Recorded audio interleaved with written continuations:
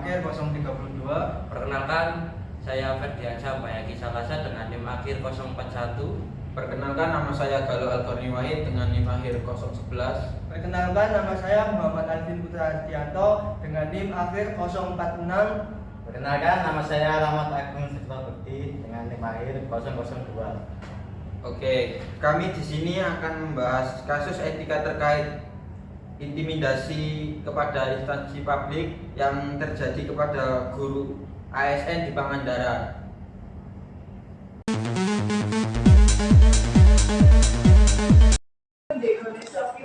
Latar belakang kasus ini bermula dari keberanian seorang guru yang melaporkan praktek pungli atau pungutan liar di sekolah, di mana dugaan tersebut melibatkan pengumpulan uang dari siswa atau orang tua siswa untuk keperluan yang seharusnya tidak dibebankan.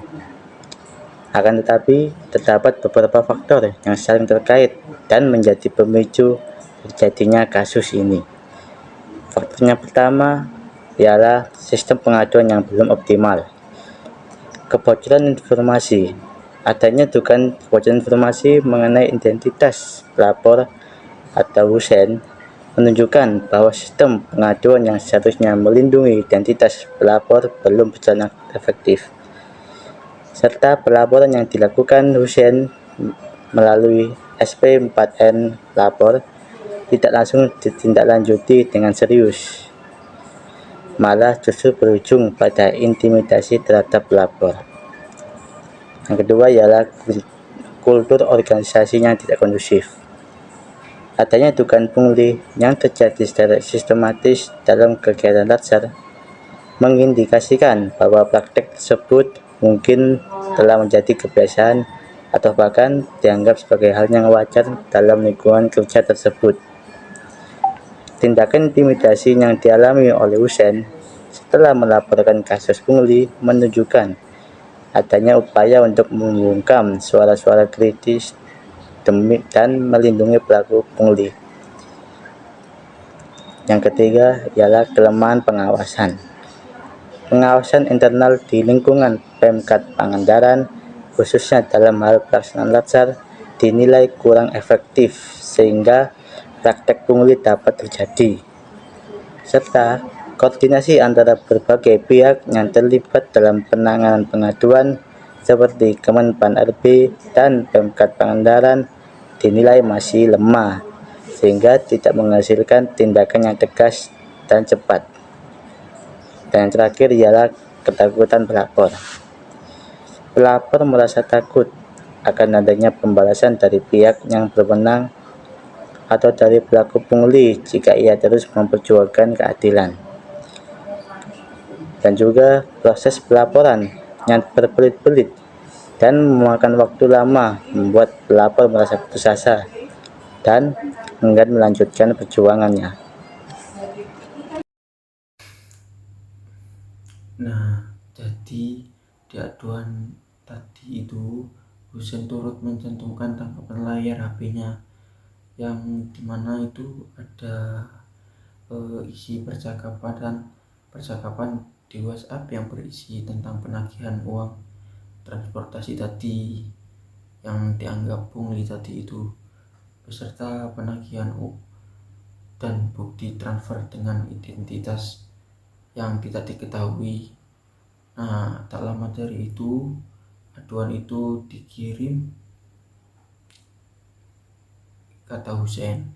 Lalu beberapa pihak yang diduga sebagai pegawai Pemkat Pangandaran itu, mereka mulai mencari si pelapor itu, yang dimana itu tadi belum tahu yang pelapor itu adalah Husein.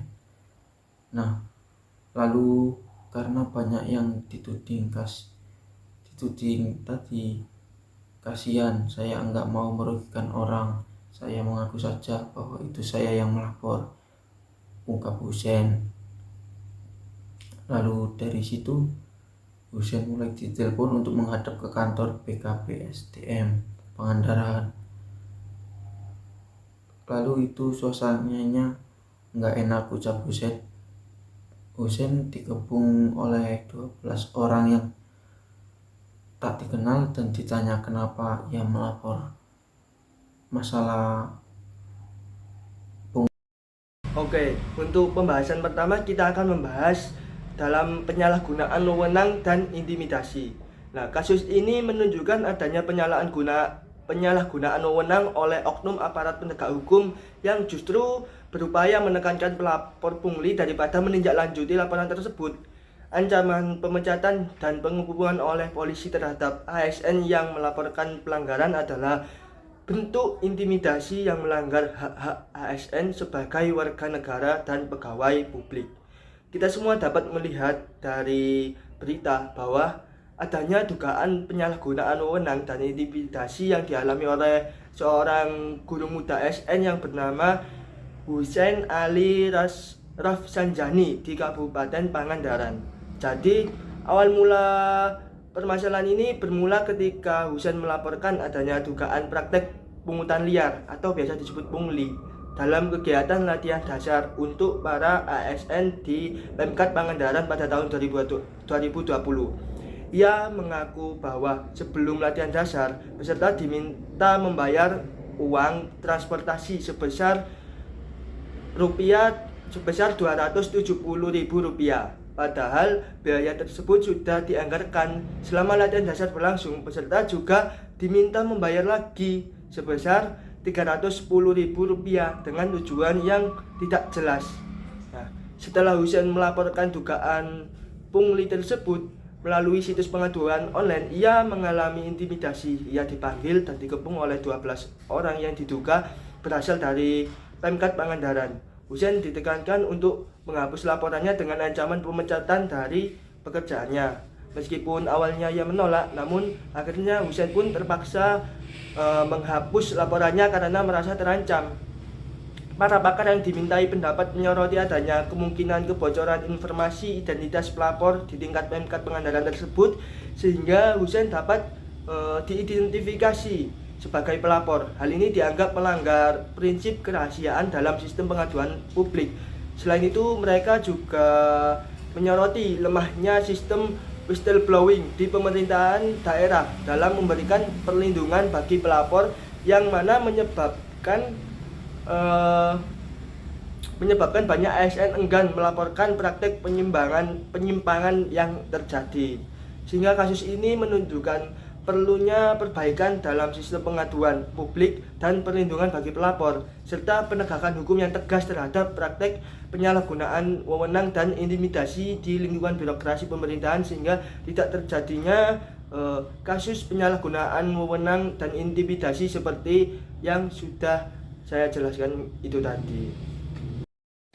Yang kedua yaitu perlindungan terhadap whistleblower yang lemah. Lemahnya perlindungan terhadap whistleblower di Indonesia masih menjadi permasalahan serius yang perlu mendapatkan perhatian lebih. Whistleblower adalah individu yang berani mengungkapkan tindak pidana penyalahgunaan wewenang atau praktik korupsi di lingkungan kerjanya. Namun, dalam banyak kasus, para pelapor ini justru menghadapi risiko tinggi, mulai dari intimidasi, diskriminasi, ancaman fisik, hingga pemutusan hubungan kerja. Meskipun Indonesia memiliki regulasi yang bertujuan untuk melindungi whistleblower, seperti yang diatur dalam Peraturan Pemerintah Nomor 43 Tahun 2018 tentang tata cara pelaksanaan peran serta masyarakat dan pemberian penghargaan dalam pencegahan dan pemberantasan tindak pidana korupsi. Implementasinya di lapangan masih jauh dari harapan. Banyak whistleblower yang mengeluhkan kurangnya dukungan hukum yang konkret ketika mereka melapor kasus.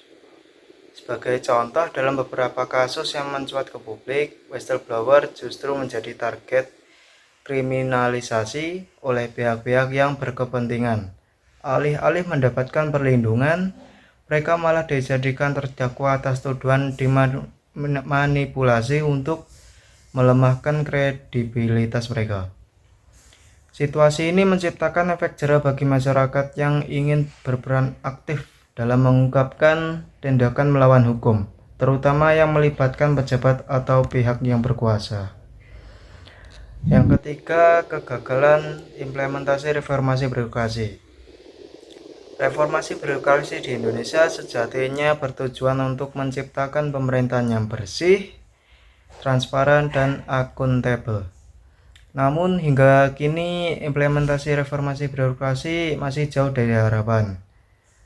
Banyak tantangannya menghambat pencapaian tujuan ini, mulai dari budaya korupsi yang sudah mengakar, kurangnya komitmen dari pimpinan, hingga lemahnya pengawasan internal dalam institusi pemerintah. Salah satu aspek yang mencerminkan kegiatan ini adalah masih maraknya praktik korupsi di berbagai tingkat pemerintahan, kasus-kasus yang melibatkan pejabat publik baik di pusat maupun daerah, menunjukkan bahwa upaya reformasi birokrasi belum mampu menciptakan efek jerah yang signifikan. Transparansi yang seharusnya menjadi pilar utama dalam pengelolaan pemerintah seringkali hanya menjadi formalitas tanpa penerapan yang sungguh-sungguh. Selain itu, sistem akuntabilitas dalam birokrasi juga masih lemah.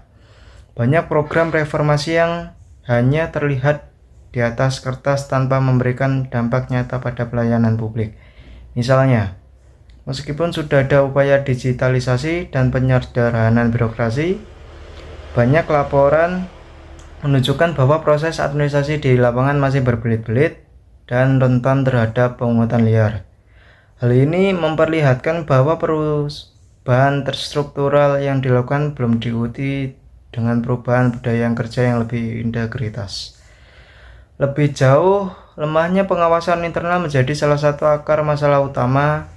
Banyak inspektorat atau lembaga pengawas internal yang tidak memiliki independensi yang cukup untuk mengungkapkan pelanggaran, terutama jika melibatkan pihak yang jabatan tinggi.